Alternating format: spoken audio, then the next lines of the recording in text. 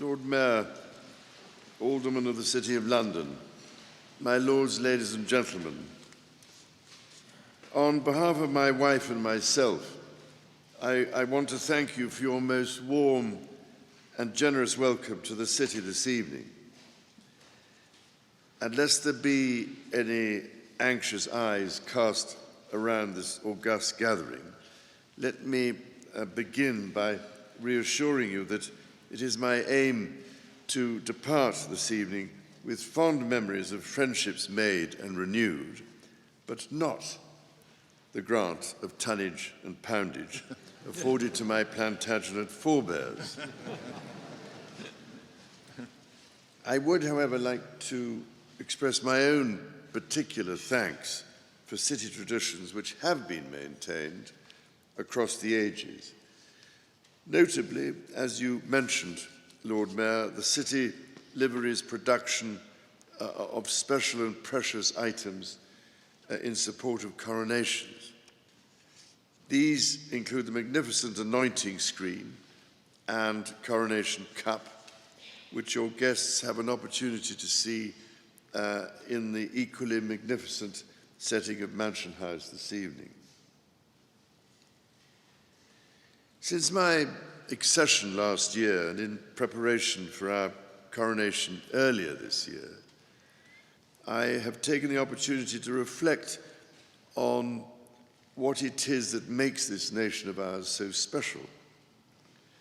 For every generation lives with its own set of hopes and fears, as if caught in a perpetual tussle between optimism and pessimism, promise and peril. I have often described the United Kingdom as a community of communities, an island nation in which our shared values are the force which holds us together, reminding us that there is far, far more that unites us than divides us. Yet we are living in something of a watershed age. For example, will the coming of artificial intelligence bring with it an era of ever-increasing material plenty and leisure? Or will it fundamentally change and perhaps even consume jobs and other opportunities before capturing and then surpassing our very minds themselves? After decades of debate, our television screens, or increasingly mobile phone screens, confront us each day with the stark realities of climate change. But are the devastating scenes of communities scarred by fire and flood, not to mention the migration of people fleeing those terrifying phenomena, enough to persuade us to take the action that is needed, to make the sacrifices needed to secure our planet for generations yet unborn? Is our society, with its deep and ancient roots, nurtured and enriched by our welcome of new citizens from the four corners of the globe since the dawn of our history, up to the challenges and ready to meet them head on? I believe so, because at such a juncture in our national life, there are special strengths which we can summon to help us, deep wells on which we can draw, filled not just with our shared histories and experiences, but with literally countless individual stories too. A mix of memories past and ambitions future to help give ourselves a sense of perspective. From these wells, we can raise hope, shared purpose, and above all, a genuine togetherness that will see us through good times and bad. My lords, ladies and gentlemen, the gifts these wells bestow are of high and enduring worth. First, there is the deep well of civility and tolerance, on which our political life and wider national conversation depends, suffused with our sense of fairness and our devotion to the rule of law. We live in an age where across the demographic spectrum, education and lived experience have schooled us in our rights, what we know we can expect from one another, and how to go about securing it. The words, "I know my rights," are wholly familiar and often true. But have we succeeded in equal measure in schooling ourselves and our communities in the importance of our responsibilities towards one another? Do we pause instinctively and unerringly before speaking or acting to ensure we are affording equal weight to both sides of the balance? Our society would be a kinder and gentler place for it. Next, there is the breathing space we afford one another, leaving us able to think and speak freely.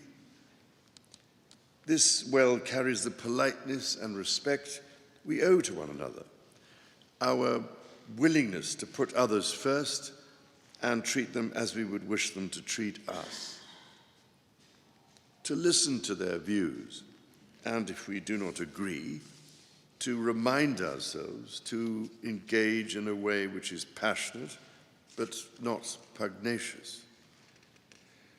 This includes the practice of our religious faith in freedom and mutual understanding. One of my first acts as sovereign a little over a year ago was to open the doors of Buckingham Palace to the leaders of the major faiths represented across these islands, to welcome them with respect and indeed love, and to rededicate my life to protecting the space for faith itself within our shores. Such understanding, both at home and overseas, is never more vital than at times of international turmoil and heartbreaking loss of life. Third, the duty of care we feel for others in sickness or misfortune.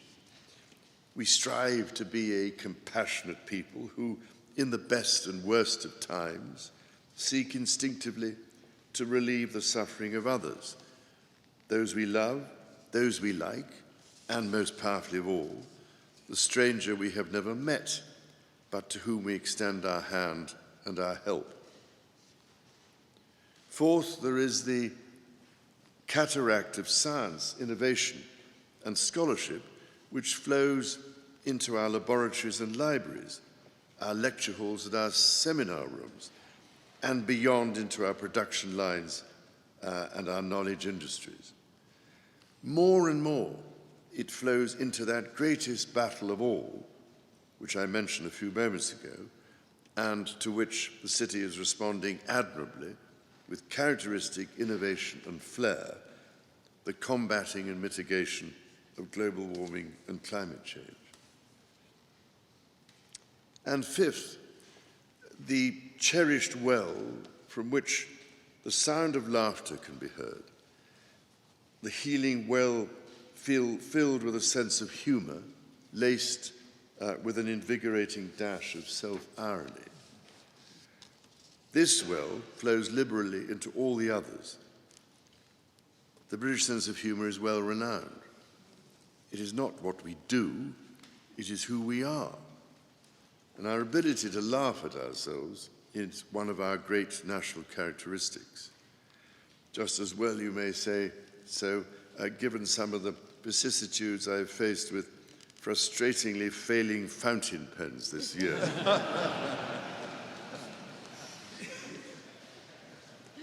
What a legacy, my lords, ladies and gentlemen, these wells represent. The bounty they give us, the contagious inspiration they bring to our everyday lives is a daily fillip, as is the sense of purpose they instill as we face what is to come, a shining asset we all share. These flows, the gifts of the wells, also give life to the institutions we have created to bring us health and social care, learning and innovation, industry and enterprise, safety and justice, and our national defense. We rely on that sense of public service, which takes so many far beyond the call of duty in often difficult and sometimes dangerous circumstances. The institutions which rely on their labor and loyalty also deserve the warmth of our appreciation and not the chill, demotivating scapegoating into which criticism can all too easily decay. The instinct to cooperate wherever and whenever possible is deep within us, even in the most fractious times when disagreements are polished, paraded, and asserted. There is in our land a kind of muscle memory that it does not have to be like this, that the temptation to turn ourselves into a shouting or recriminating society must be resisted, or at least heavily mitigated whenever possible, especially in the digital sphere where civilized debate too often gives way to rancor and acrimony. These instincts come together in perhaps the deepest of all our reservoirs, the one that irrigates our crucial sense of responsibility, both individual and collective, that enables us to fulfill our duties as good citizens who understand, without having to write down or formalize them, the decencies on which our institutions and our Constitution depend, as well as our relationships one to another.